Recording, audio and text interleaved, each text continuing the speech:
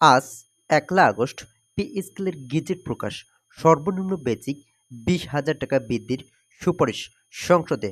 আজ ১ আগস্ট ভাষণে সরকারি চাকরিজীবীদের বহুল কাঙ্ক্ষিত নতুন পে স্কেল বাস্তবায়ন এবং আন্তর্জাতিক মুদ্রা তহবিল আইএমএর নানাবিধ শর্ত ও বাধা প্রদান বিষয়ে সরকার অবস্থান স্পষ্ট করেছেন প্রধানমন্ত্রী তারেক রহমান। আজ সংসদে প্রদত্ত এক অত্যন্ত গুরুত্বপূর্ণ ও তাৎপর্যপূর্ণ ভাষণে প্রধানমন্ত্রী স্বীকার করেন যে নতুন পে স্কেলের ঘোষণা ও প্রজ্ঞাপন জারিতে যে বিলম্ব হচ্ছে তার মূল কারণ ছিল আন্তর্জাতিক অর্থলগ্নি সংস্থা আইএমএফ এর অসমর্থন ও আপত্তি। আইএমএফ এই মুহূর্তে নতুন স্কেল বাস্তবায়নের বিষয়ে ভিন্ন মত পোষণ করায় ও ঋণ সহায়তার নানা কাঠামোগত শর্ত আরোপ করার কিছুটা প্রশাসনিক জটিলতা তৈরি হয়েছিল। তবে প্রধানমন্ত্রী দৃঢ়তার সাথে পূর্ণ ব্যক্ত করেন যে সরকারি কর্মকর্তারা কর্মচারীদের জীবনযাত্রার মান উন্নয়ন ও অর্থনৈতিক নিরাপত্তা নিশ্চিত করতে সরকার কিন্তু বর্তমান সরকার সম্পূর্ণ বদ্ধপরিকর এবং আন্তর্জাতিক সংস্থার সাথে দফায় দফায় আলোচনার মাধ্যমে এই সংকট সমাধানের পথ সুগম করা হচ্ছে।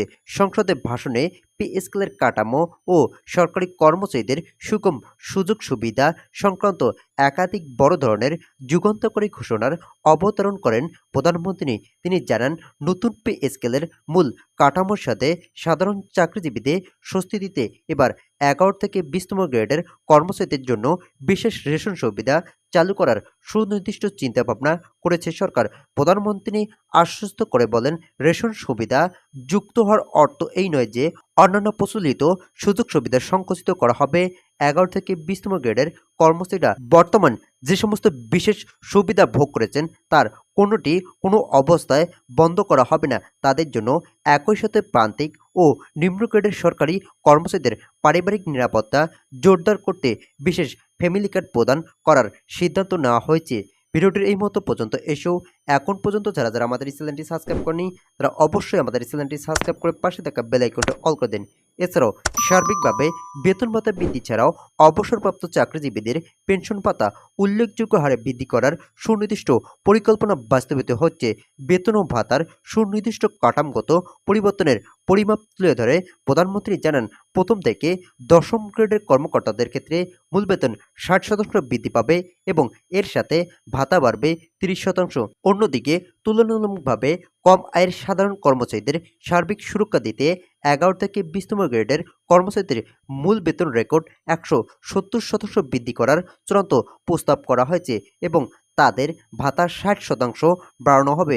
বেতন ভাতার এই বিপুল পরিমাণ পাশাপাশি ১১ থেকে ২০তম গ্রেডের কর্মচারীদের জন্য যে বিশেষ রেশন সুবিধার কথা ভাবা হয়েছে তার আওতায় প্রতিটি পরিবারকে প্রতি মাসে সরাসরি ৭০ কেজি চাল, ১০ কেজি আটা, ১০ লিটার সয়াবিন তেল, ২ কেজি চিনি, ৪ কেজি চিরা, ৫টি সাবান এবং ৪ কেজি ডাল সরবরাহ করা হবে। এই রেশন ব্যবস্থা চালু হলে বর্তমান বাজার মূল্যের ঊর্ধ্বগতির মধ্যে নিম্ন গ্রেডের চাকরিজীবীদের জীবনযাত্রার এক অতঃপূর্ত স্বস্তি আসবে বলে প্রধানমন্ত্রী আশা প্রকাশ করেন। ভাষণের চূড়ান্ত পর্যায়ে সমস্ত জল্পনা কল্পনা অবসান ঘটিয়ে নতুন পে স্কেল কার্যকর হওয়ার সুনির্দিষ্ট সময়সীমা ঘোষণা করেন প্রধানমন্ত্রী তারেক রহমান।